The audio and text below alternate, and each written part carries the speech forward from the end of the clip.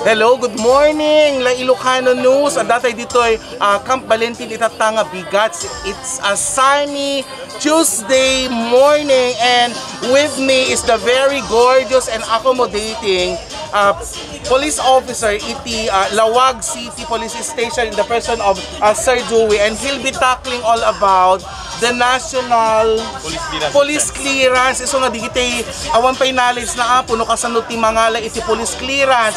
Dito kat barangayanihan caravan ada amin dito apo we have GSIS ada pay TESDA kan dito Lawag City apo iso dati mangi-cater ka dito sayo when it comes to getting our national police clearance. So good morning muna Sir Dewey sa inyong mga nanonood sa atin ngayong umaga.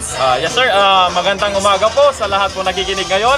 Kami po nandito ngayon sa Ilocos Norte Police Provincial Office dito po sa Lawag City, and nandito po kami po ay taga Lawag City Police Station under the supervision of our Chief of Police, Police Lieutenant Colonel Rafael Discolero. Ito po ay nagki-cater po kami ngayon sir ng National Police Clearance System, in which ito na po yung sinasabi nating online registration.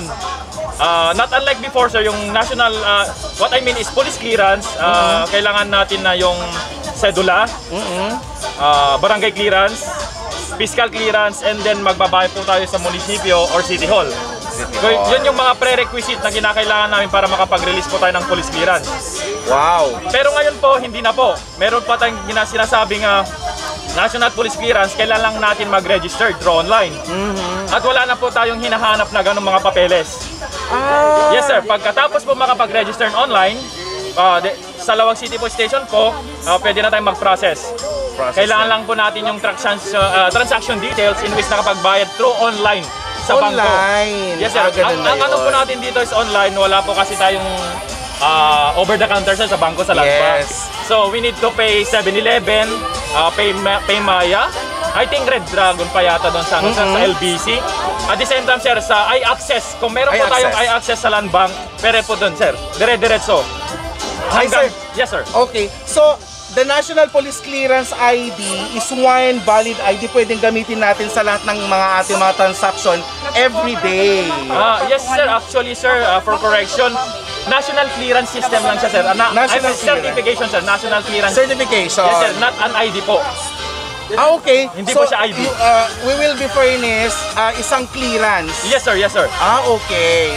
Pero it can serve as one ano naman yon. For 6 months sir, validity. For 6 months. Ang kagandahan nito po sir, ang kagandahan nito, yung dating clearance natin, pag kumuha ka sa lugar mo, tapos pag narilisan ka na, and then you have to go somewhere in the Philippines like Cebu or Manila, and then nakalimutan mo sir. Yes. Ang ginagawa po natin dati pag nakalimutan ang clearance natin is tinatawagan sa bahay na kung gusto may padala sa LBC or sa mga bus, habang hinihintay mo yung clearance sa papunta dun sir sa imo. Pero ngayon sir, hindi na. Pag naka-register ka na sir, naka-online ka na, nakalimutan mo man yung na-printed na clearance, anywhere in the Philippines sir, Cebu, Manila, Davao, Palawan, you need to find station Lawag, you need to find police station, doon ka na mag-print sir. Ay wow, that's really good news kami sa kapulisan ng City of Lawag. Thank you so much Sir Joey for bringing forth a breath of fresh air and good news kada tayo amin deta. So let's enjoy this day. This is Duterte Legacy Barangayan Caravan that may sada apo nga mangtod iti services itatak. Thank you so much. Any final words for today? Final words ko po, mag-ingat po lang tayo ngayon, lalo na po sa pandemic ngayon, and let's enjoy to the fullest of our life. Thank you so much.